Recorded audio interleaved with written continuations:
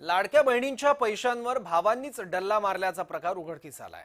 राज्यात तब्बल 14,298 पुरुषांनी लाडकी बहीण या योजनेचा लाभ घेतल्याची धक्कादायक बाब समोर आली आहे। राज्य सरकारची एकूण 21 कोटी 44 लाखांची फसवणूक या लाडक्या भावांनी केल्याचं निदर्शनास आलं। त्यामुळे सरकारला 21 कोटींचा भुर्दंड बसलाय। 65 वर्षांवरील महिलांना या योजनेचा लाभ घेताच येत नाही। कोणी कोणी घुसखोरी केली आहे ते दिसतंय आपल्याला। या योजनेमध्ये 65 वर्षांवरील 2,87,803 वयोवृद्ध महिलांनी या योजनेचा लाभ घेतलाय।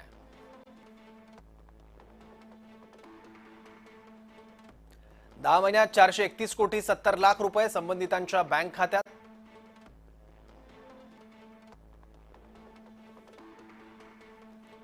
एका घरातील 2 महिलांनाच या योजनेचा लाभ घेता येतो असा नियम।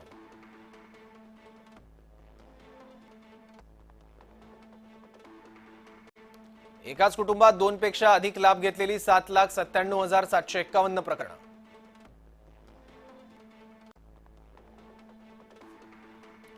तब्बल 14,298 पुरुषांनी या योजनेचा लाभ घेतलाय।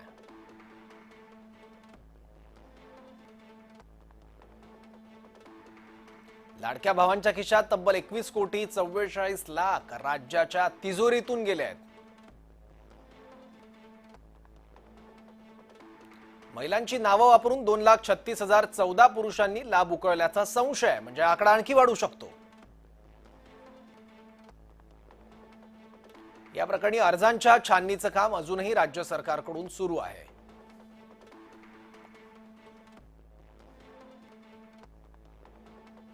$14,298 पुरुषांनी या योजनेचा नेमका लाभ घेतलाच कसा हा एक प्रश्न उपस्थित होतो।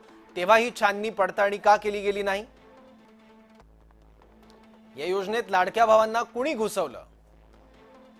प्रशासनातलेच काही घटक त्यात सहभागी आहेत का हा एक प्रश्न। अर्जांची छाननी करताना याची पडताळणी का केली नाही?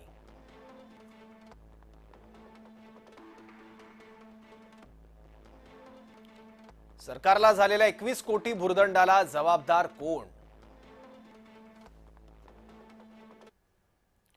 याबाबत भाजपचे राम कदम आणि नितेश राणे यांनी काय प्रतिक्रिया दिली आहे पाहूयात। सर, लाडक्या बहिणी लाडकी बहीण योजनेचा लाभ जो आहे तो 4,298 पुरुषांनी घेतलेला आहे। लाडक्या बहिणीचा लाभ 4,298 पुरुषांनी घेतलेला आहे। यामध्ये 51 कोटी 44 लाख रुपयांची वाटप देखील यामध्ये झालेली अशी माहिती। आता व्यवस्थित तपासलं ना ते जे 4,000 जे ते उबाटावालेच असतील। लुटायची सवय त्यालाच लागली। 2.5 वर्षाच्या काळात खिचडी चोर, रेमडेसिवीर चोर ही कामं त्यांनीच केलेत। तर त्याच्यामध्ये खरंच चौकशी केली पाहिजे सरकारने की त्यात उबाटाचे किती कार्यक्रम, कारण बाकीचे लोक करणार नाहीत। असं दुसऱ्यांचं लुटून खायचं ही त्यांची संस्कृती आहे। आमच्या आदिती तटकरे ताई त्याच्यावर ती चूक सुधारतील।